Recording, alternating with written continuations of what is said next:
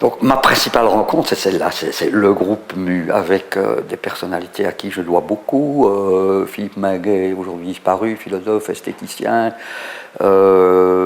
qui m'a beaucoup bousculé dans mes évidences en matière d'art contemporain, par exemple, ou aussi dans ma manière de travailler au sein de l'université. Il a une vision à la fois amusée et cynique du monde universitaire.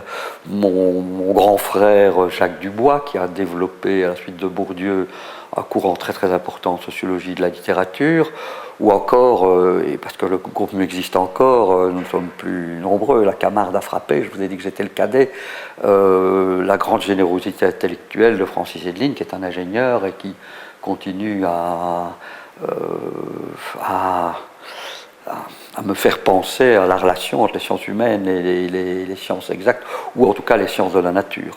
En dehors des gens du groupe MU, mes grandes rencontres, c'est Tzvetan Todorov, par exemple, un jeune Bulgare arrivé à Paris, qui aujourd'hui est très connu pour ses travaux d'humaniste, dirions-nous. C'est quelqu'un qui a beaucoup pensé au rapport entre l'homme et la société dans l'histoire. Son dernier livre porte sur l'humanité, l'humanisme et la barbarie.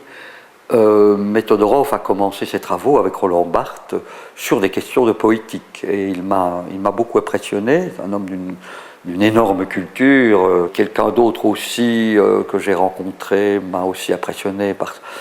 Et comme par hasard, tous ces gens-là sont toujours les mêmes. Ils ont des connaissances énormes. Ils savent déborder de leur petit précaré et ils sont d'une grande modestie. C'est Umberto Eco, par exemple. Umberto Eco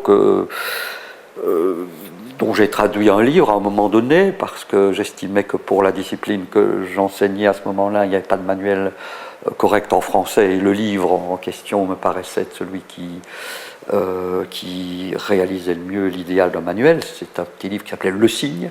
Le signe, c'est l'objet donc de la discipline qui est la sémiotique, car en effet, de la langue, je suis passé aujourd'hui à quelque chose qu'il faut appeler la sémiotique.